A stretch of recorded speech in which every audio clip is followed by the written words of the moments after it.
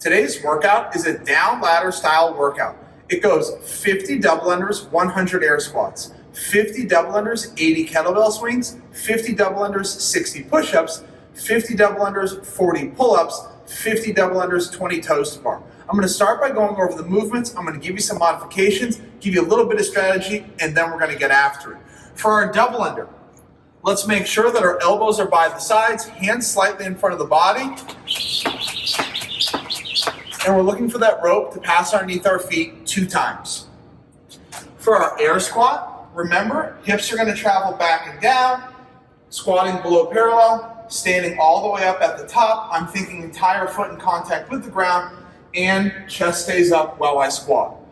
For our swing, we're going to be going for an American swing today. We're looking for the bell to finish facing the ceiling with the elbows locked out. You can either go with that straight arm swing or more of a snatch style as long as the elbows are locked out, bell facing the ceiling. For our push-up, we're always starting at full extension, chest touches the ground, hips stay off the ground, pressing back to full extension at the top.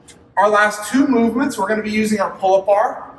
For the pull-up, we always start at full extension, chin comes over the bar, returning to that fully extended arm. These can be done kipping, butterfly, or strict. For the toes to bar, feet together, and the toes will touch at the same time on that bar. Now, for modifications, let's start back at the top with that double under. We could go with single unders today.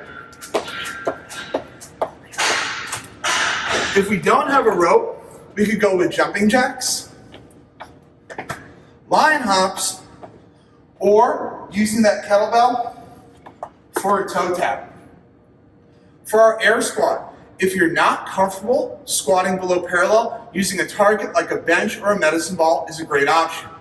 For our swings, if we're not going overhead, we can go with a Russian swing, which will have us swing to eye height.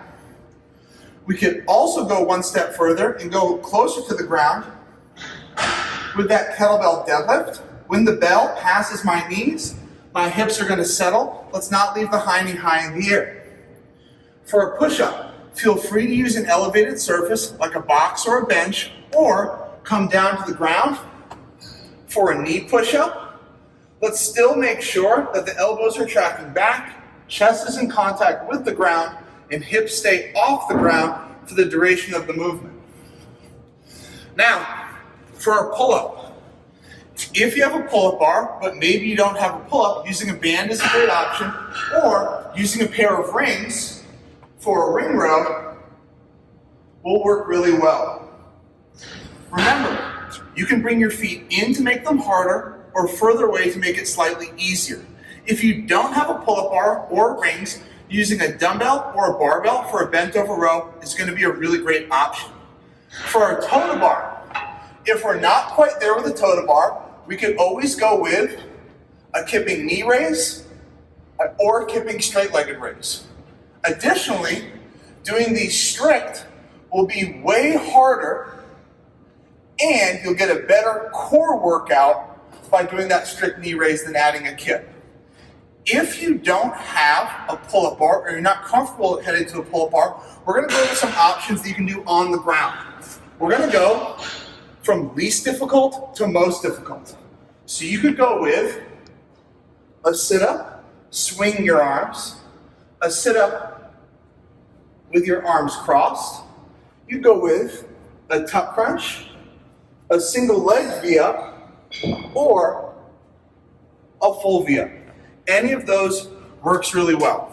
Now, for strategy today, it's essential that we pick something on the double under that we can move through. So if you're not proficient hitting 50 double unders, bring the number down to something more like 25. Today can also be a good day to work on single unders. For the air squats and swings, let's get big sets. Push-ups, pull-ups, break them early and often. When you get to the toe to bar, see if you can hold on to a big set. Let's get after it.